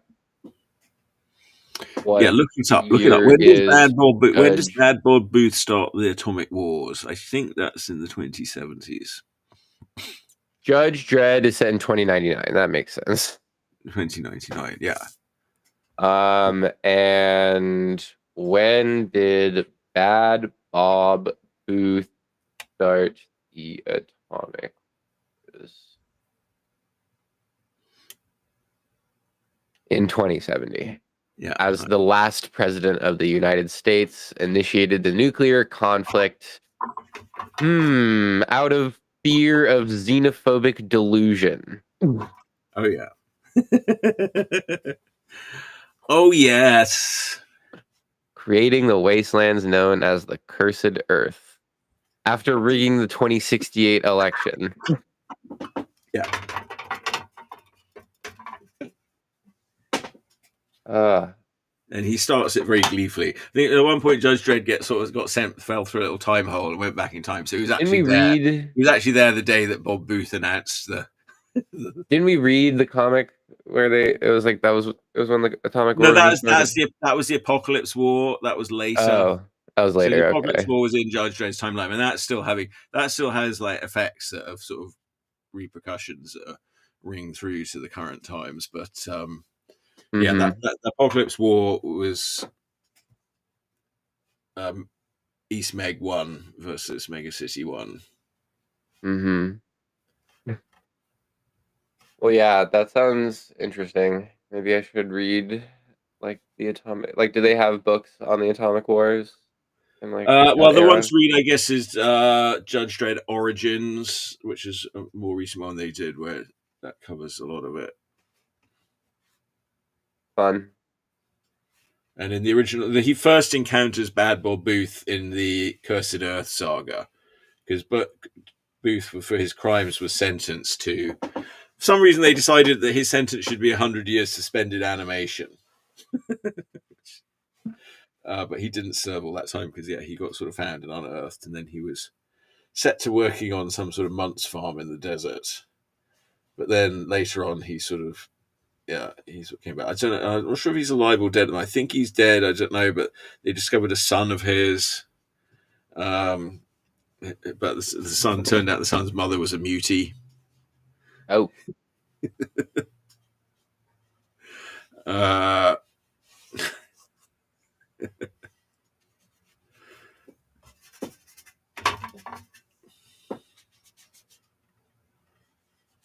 Which he had more of a problem with than other people. Like Judge Dredd's not too harsh on muties just because they're muties.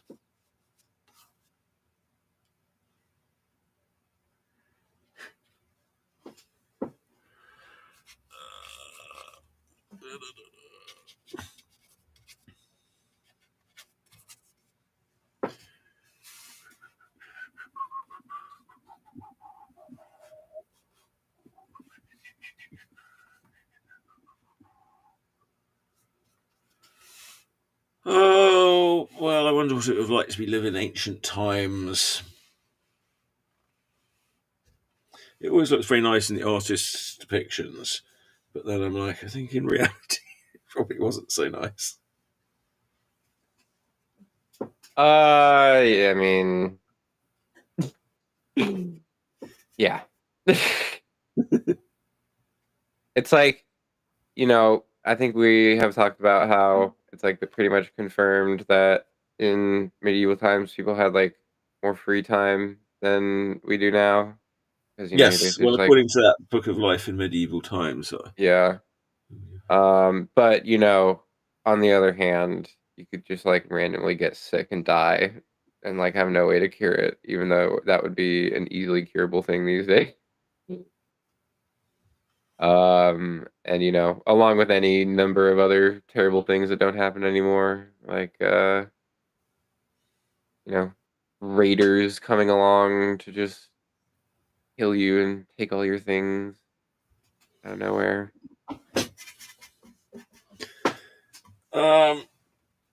Well, quite. So yes, at least that's not happening for most people anymore.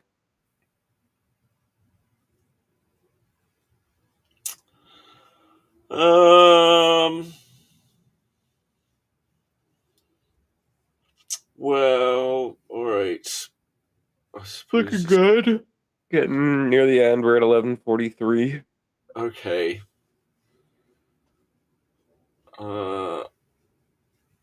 Maybe I need to thicken up some of the black lines on this. Sort of. Oh, but I forgot I don't have my. Oh, wait, I've got my little egg cupping thing. Hang on, where's that? I just saw that somewhere. Here it is. I can put some ink in there.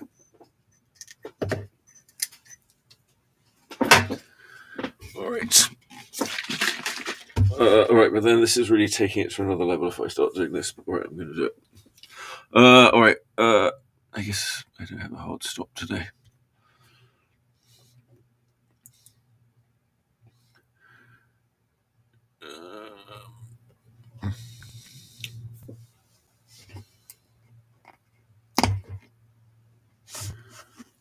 my big thing of ink out. He's inking.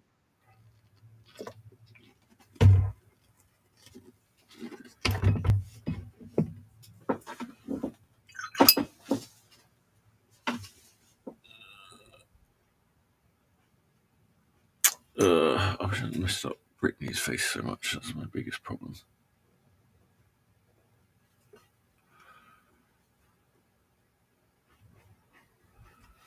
What is the original picture again? It's from a Pepsi commercial that featured Britney Spears, Beyonce, and Pink as gladiators in ancient Rome, I suppose they were.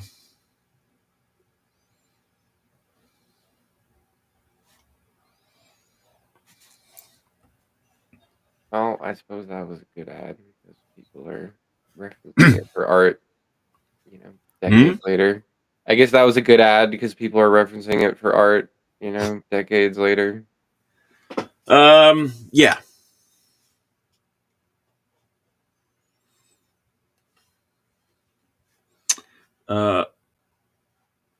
I think it was more just because it had like Britney Spears and Beyonce and Pink than anything. Well, yeah, obviously. Dressed as gladiators.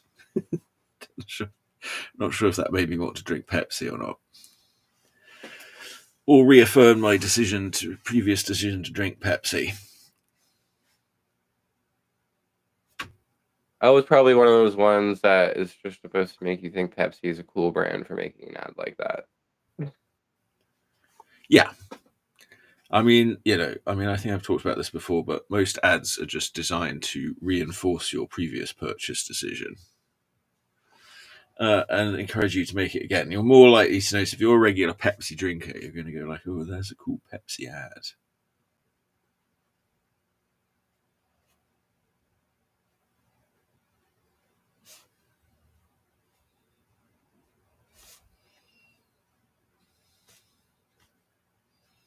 So what is that information you learned when you were an art director for your advertising? No, I learned that in business school. In business school. I wonder if that's still in the age of the internet, is that still the line of thinking? Well, I think it's it's just a fact. Yeah.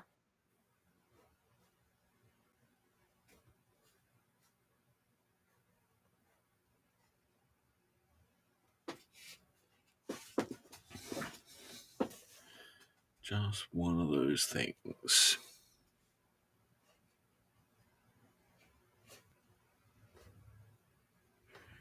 There's a sort of infomercial thing where like, okay, we're sort of trying to get you to buy this thing right now.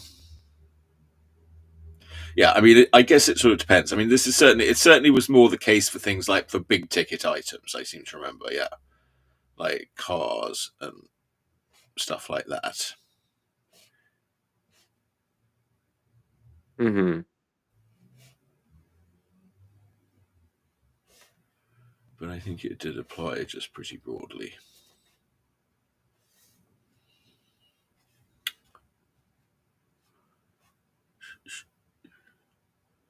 I'm not that innocent. You played with my heart. I probably shouldn't be singing Britney Spears songs. What's wrong with that? Well, first of all, I'm not a teenage girl. And second of all, I can't sing. Well, I'll agree with the second part, but I don't think you need to be a teenage girl to enjoy Britney Spears. You don't? I'm sure it enhances the experience, but I'm pretty sure only teenage girls sing Britney Spears songs. I don't know. I think that's a very boomer opinion of you. Most records and singles. Well, I don't know. Maybe this isn't true anymore either. But traditionally, they're mostly all bought by young teenage girls. I think that is definitely still true. it's just like teenage girls are gonna have the most interest. They have the most time and the most ability to be engaging with that stuff. Okay. Did somebody make a comment? Something just flashed up on my screen. The last comment I saw was the "Hello, I have 122 subscribers" guy. Oh, well, it looked like it was someone from Twitch. I'm not seeing any from Blue Sky. Okay, it was just somebody on Blue Sky. Lone Star North reposted my drawing of last week's live stream. Thank you, Lone Star North. Jonathan Lemon says, "Are you doing the fan con next weekend?" I'll just tell him quickly. Yes. Yes. The fan con. Table AP. I know. AP 15 in Artists Alley. I'll put end cap because I'm on an end cap table. Because I like to get a nice big table because that's like my home con, and at least I'm doing that one every year if I'm not doing any others. So I'll do that one, big one. You can come along, get me bits. I'll have bits of all kinds for you. Big bits, small bits.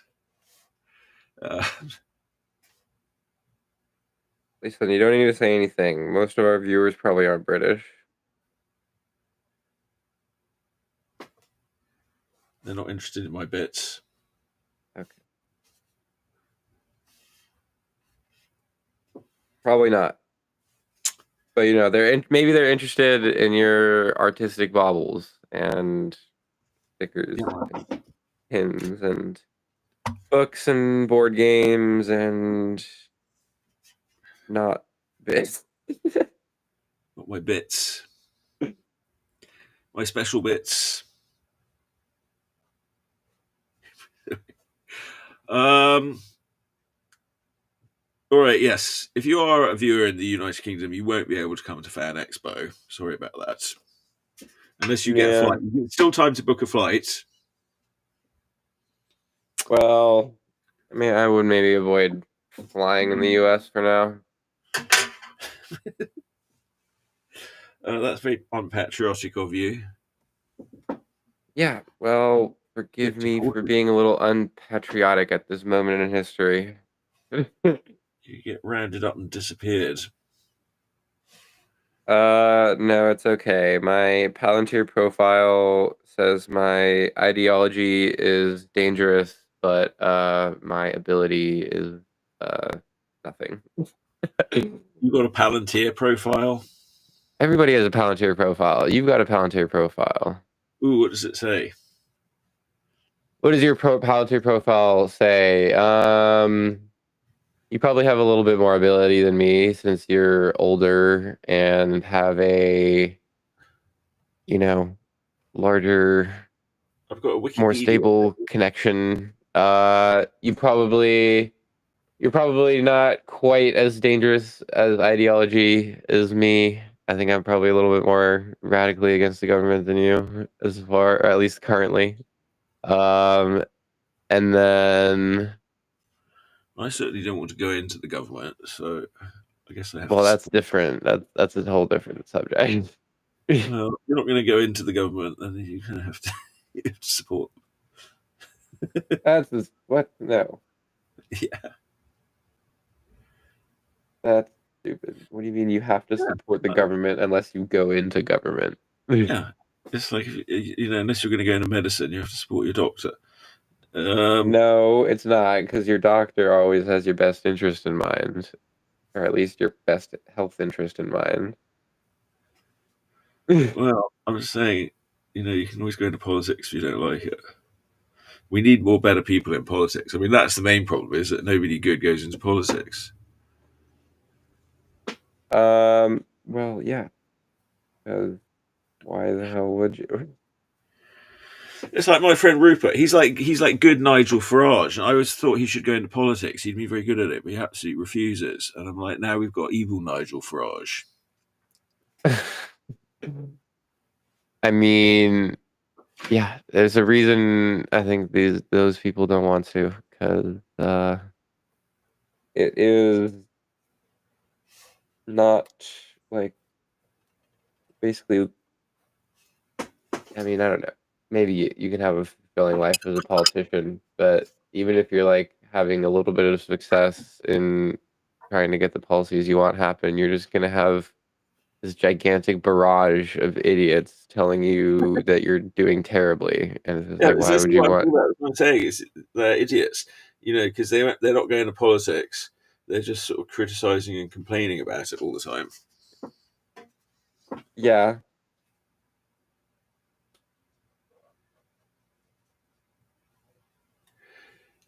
I mean, there's various ways you can get into politics. Like you can get into politics by going to standing up against fascists and getting thrown in jail.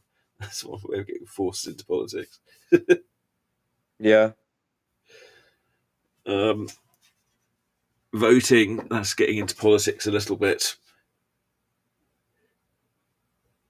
That's the lowest level you can get into politics, by voting.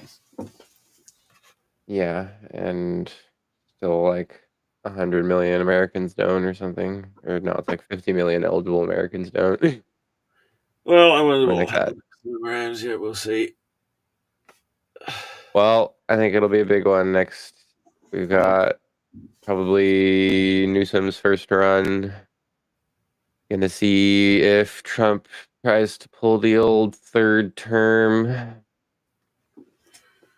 Well, it was the Maybe he'll Republicans who just got start a rid of the war and there third won't be an term. election, and then we can just, be happy and comfortable in knowing that we have our Trump regime until someone overthrows the government. I mean, he's going to be way more senile than Biden by the time it comes Yeah, around. yeah, but he's got The his thing is, like, he's got his you've got, family of weird children. yeah, you also got to remember that it was Republicans that got rid of the third term after Roosevelt won his fourth term, and they were like, okay, we got to put some term limits on this thing, so like all these rules are up to be changed. Yeah, People go so on wait, about you're it. telling Oh, you me can't the possibly- oh, Republicans changed the rules to benefit them? What? That's crazy. yeah, they always do. But people like go on like it's a big surprise. It's like, no, that's how it works. You can do that apparently. But people just sort of think, oh, my lifetime. I mean, also, I want to know if he's really the worst president ever, or if some of these other people that were supposed to be pretty bad were worse. I mean, he hasn't sent us into a full-blown depression yet, so I'll still say Hoover's probably worse. Yeah, I mean, Hoover, they're still singing about him in the Orphan Annie song. Yeah. Yeah, I mean, he's definitely a bad president. He's gonna go down in history as a bad president. But Sure the worst, who knows? Who knows? Probably not the worst. Hopefully not the worst. Because there have been some pretty bad presidents. You have to do some pretty bad things to be the absolute worst president.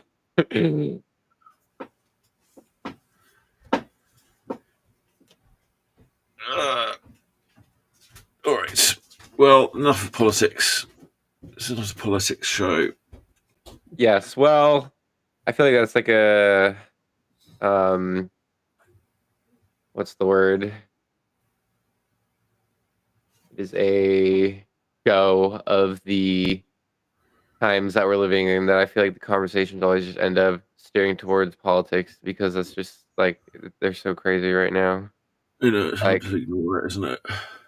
Like just even in the car with that was his name Josh or I'm bad with Yeah, his Josh. name Josh. Like we were just talking about sort of random things, and it just like the topic or the conversation just very naturally flowed into talking about politics because you start talking about one thing and then it leads into another thing and then you just like eventually you'll run into something that is like slightly political. Like I think we were talking about what was it like? I think what really started it is the Cybertrucks. Talking about Oh yeah, Elon Musk, and then it's like you see one Cybertruck, and then you just get derailed into some political conversation because Cybertrucks are somehow political now because the freaking guy who made them decided to become aligned with the U.S. president for some reason. Well, he seems to have gone away now. He's gone quiet again. Now he's going on about nobody's going to have a job in the future. Yeah, but it's actually a good thing. At least for people who don't think they need to have a job to have dignity. Like, can't you just have a garden?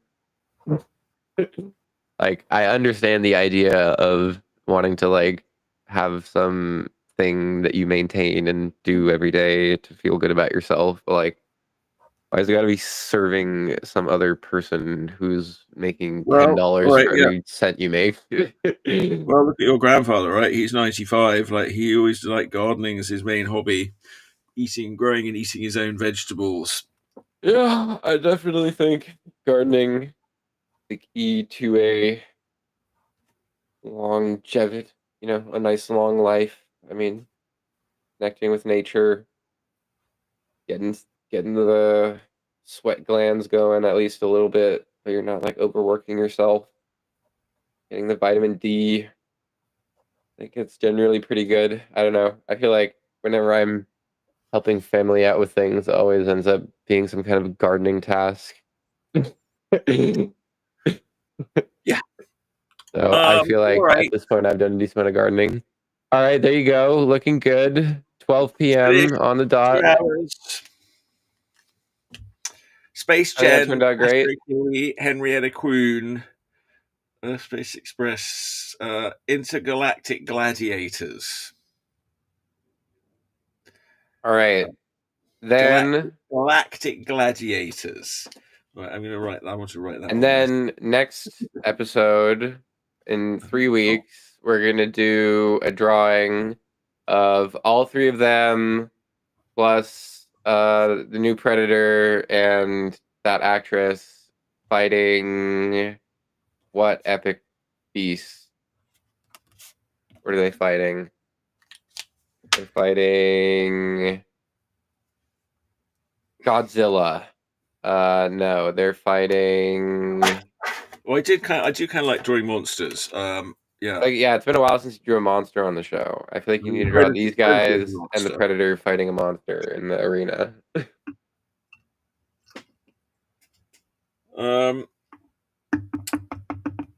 Yeah, well, like it'd be good if we added some continuity to our shows. It's like, oh, okay, we're doing this drawing and then this drawing, and then we're gonna combine them into a thing. Yeah, or maybe I'll go back to drawing like Pewful comics, like Dale wants me to. Or that, do. yeah. I would love that. I'm all for more Pewful, and you actually starting Pewful that you said. Well, I've got to put together this Pewful Volume 0 that I've been thinking about, and I've sort of got it all there. And I've got to figure out what I'm actually doing as new material. I mean, I sort of had some ideas for stuff, and then I realized that most of it was already in there, and I didn't really need to do it. So I don't know. I got to figure it out. Maybe I don't need to do that much new material, but I've got to pad it out a bit because I've only got about 24. Yeah, I need to make it a bit longer than what it is. Mm-hmm. All right. Well, I think that's our show. Yes. Yeah. All right. Any last words for the viewers before we don't see them for a couple weeks? Well, viewers, here that's my drawing. Thanks for watching it. Oh, here we go. This is one. There we go. How about that? Thanks for watching it. Thanks for watching the show. Whether you're watching it now live or watching it later on YouTube, where it is archived on youtube.com/Urfspace. Please like and subscribe. Then I guess you'll get notified when we start a new show each week. Won't be doing a show next week because it's Fan Expo, but maybe I'll do a little like hello from Fan Expo. And don't know about the following week because maybe this cartoon art museum thing, but we'll see how that goes. 2 weeks is a long time in art. So get busy, get drawing. Let's see. Thanks for tuning in, and we'll see you again next time. Bye. All right. Here's a theme song for Chuck Wheelan Showy. He asked me to write one, but I stole from David Bowie.